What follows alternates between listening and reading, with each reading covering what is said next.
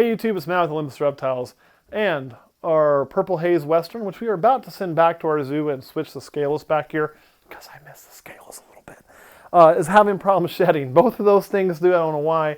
We keep them on coconut, we keep them more humid to help with that than you would ever normally keep a Western, yet they still occasionally give us a little bit of a problem, this one included. So what we're going to do is we prepared a warm soak for it. I have a rock in there for it to rub on to hopefully get it off. The only place I'm really worried about is, of course, the face. Now, if this doesn't work, then you're going to see what we'll do for the next step to make that happen, which, we'll soak this, we'll put it up, we'll see how it goes. If that doesn't work, then we're going to come back, not today, but in the same video. It'll be the same day for you. And we're going to actually show you how we tube a snake, or what we do with one in a tube. I probably won't show you the whole process of tubing it. People do that different ways. My method is extremely slow and boring to watch. Basically, I get the snake to go up the tube willingly, and then, but we'll show you how we can get that in a tube and use that tool to help manipulate the snake for us to help with these minor care needs. But first things first, let's unlock it. Try to give it a quick soak and go from there. It's going to be really pissy.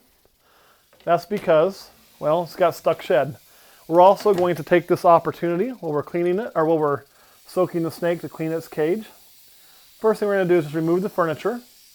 That's going to make it easier for me to get to the snake and deal with it.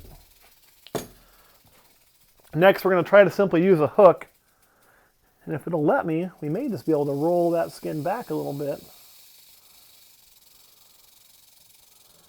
But we're not going to, we'll try to soak it first, then try to work on that. Are you going to behave today? Oh my goodness, you are behaving today. Wish you'd go through a little bit further. Come on. I need a little bit more of your body in there. That's where I want to be. And there you go. You can see if you're right about there, we're in a good spot. You can see the shed issue. Now this is what I'd call lukewarm water. These are not snakes that really like water, so this is not going to be its favorite thing. So we're not going very deep.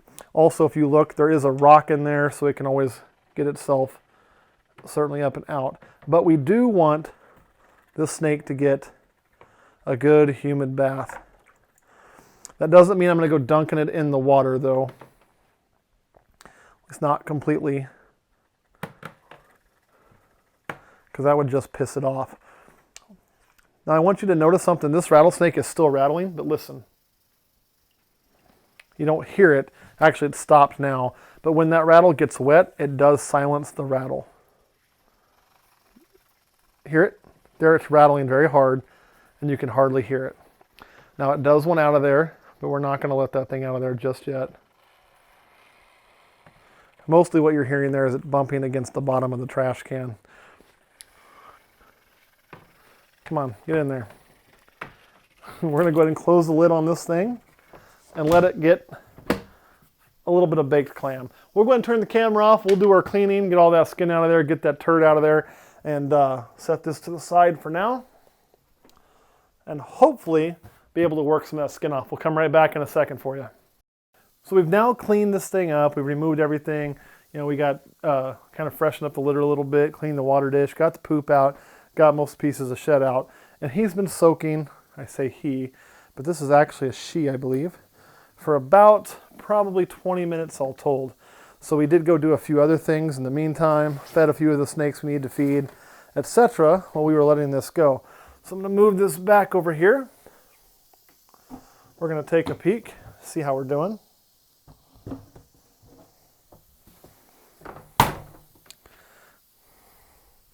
And of course, our shed is still stuck a little bit. Now, I did not use super warm water, because I did not want her to get too warm. I'm just trying to splash for a little bit of humidity there, a little bit of moisture, hopefully to loosen up that skin. Okay. You just want to crawl out on your own? I'll let you. Come on, I'll let you crawl out on your own. Want me to help?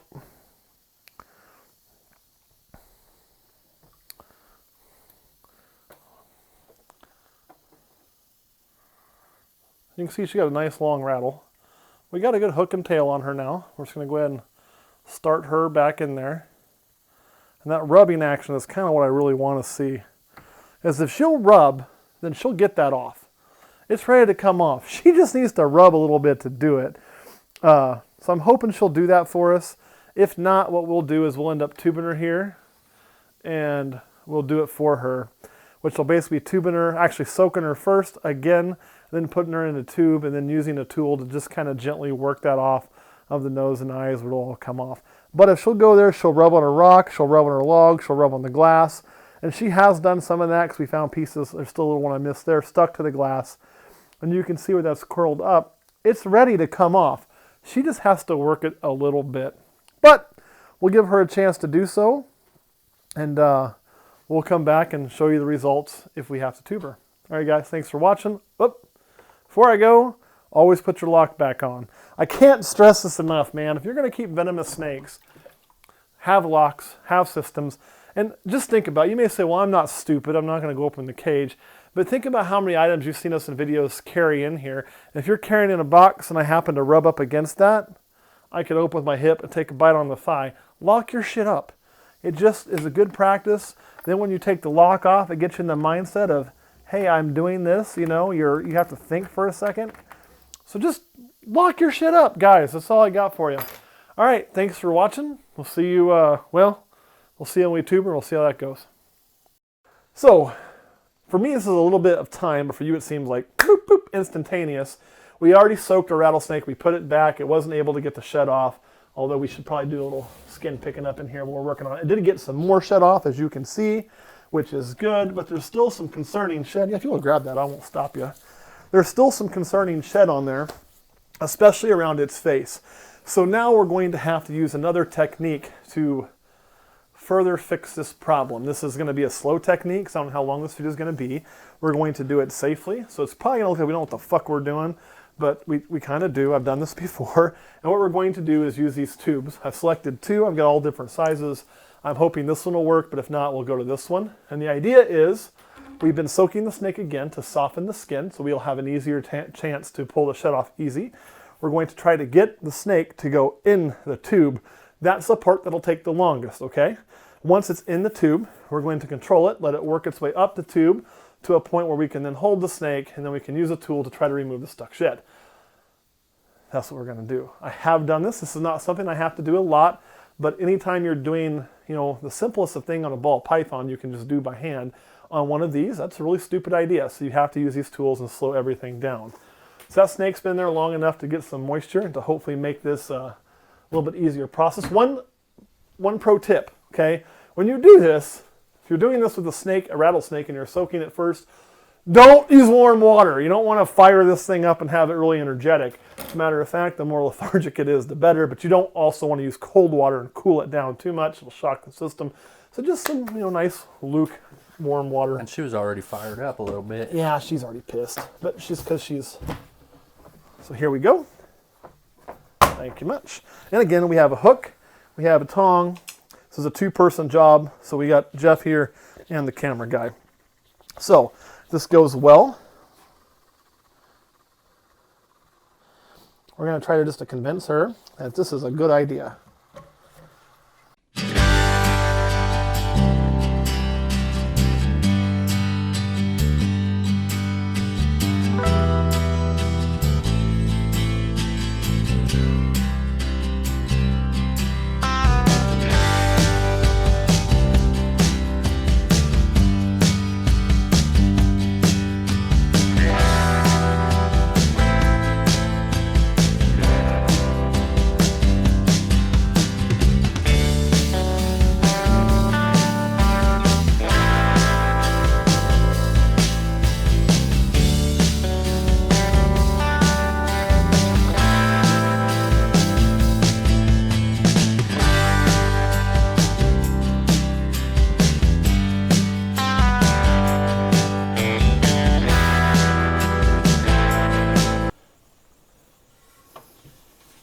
Just like that, boys.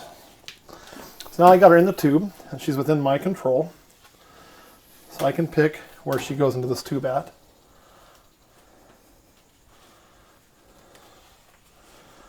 And we're going to stop her right there.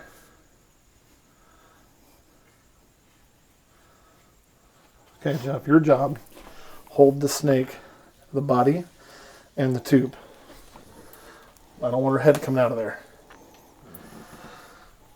So what we're going to try to do, because I don't want her to be able to get any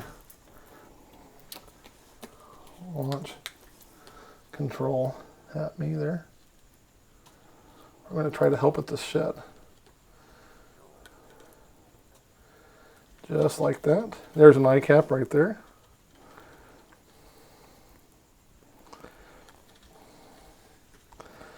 I know, girlie.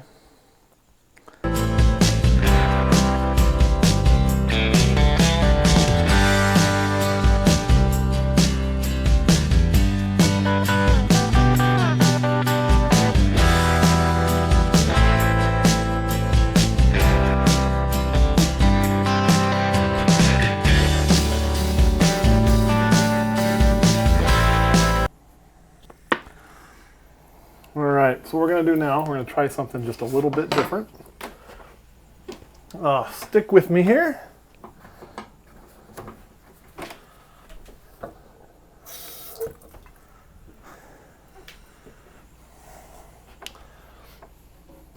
Hi. So what we've done is we've taken just a little bit of wet tissue. Okay. I'm going to try to scrub that eye.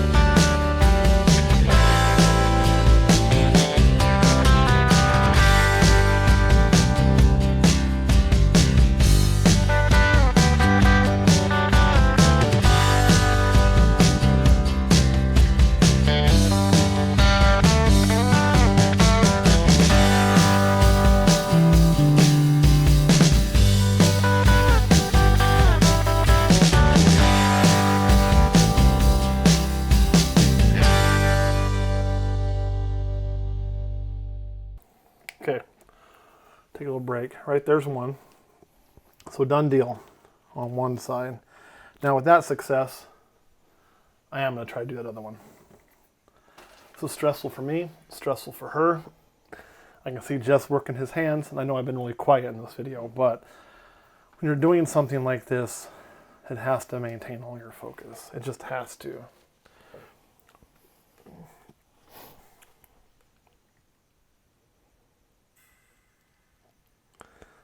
Oh, there it is. Number 2. Outstanding. So 2 eye caps removed. Now she's got some other skin on her too. Like right here on her back of her head, you can see we did work on that a little bit. When the eye caps were frustrating, I just took a little break and I worked on some of this. You know, but this is not really a concern. She's going to get that off. Or if she doesn't, no big deal, right? Of course, I'd like her to have it off. But I also think that that's something that, you know, we can just Probably maybe give her a humid box next time. It's not something you should have to do with the Western, but then she'll fix that. So what we're going to do right now is let her back into soak. Let her just go straight out? If she will, yep. And give her about 5 more minutes in there to kind of, help make sure and lubricate some of that stuff I just did. Also maybe work some other skin off. We're going to humidify her cage, and then we're going to put her back. But that is a lot of work to do this. But here's the thing, and this is the part of the shed that's the most worrisome. I don't care about that piece. Those guys right there. So she did have 2 retained eye caps that we were able to get off. It's gruesome to watch. I'm sure Kurt might cut some of that out or speed up some of it, but it probably took us, 15 minutes of real time to do that. You can see why we try to avoid doing that. It's not very fun for her, and it's damn sure not very fun for me. But again, if you're going to make the choice to keep this animal, right? And this is a venomous snake. It can kill me. It can rot my hand off. It can do all that gnarly shit. And yeah, there's no good reason for me to have it, yada, yada, yada. But I make that choice. No good reason for me to have a motorcycle. Some people make the choice to have that. No good reason to skydive. Some people make the choice to do that. It's the same thing, right? We all take risk for what we want to do. But if you are going to make the decision to have this animal, then you have an obligation to take care of it. If it's a ball python, it's an easy job. When it's one of these, it's not an easy job. It takes longer. It's more dangerous. Hear her hissing at me still. It's a whole lot of things. So a lot of trust in other people to help. Yeah. If you make the choice to go down this path, one, I'm not going to tell you not to, because who the hell would I be to say you shouldn't do it? I'm sitting in front of enough of them. But I will tell you this. It's going to be harder than you think it is, right, to care for them properly. It's going to be more expensive than you think it is to care for them properly. But you owe it to that animal the day you take it home to do your best by it. Doesn't mean perfection. Doesn't mean you won't make mistakes. Doesn't mean I don't make mistakes. But you owe it to the animal to do your best by it. Kurt, anything you want to add? I'm tired now. How many times have you had to do that?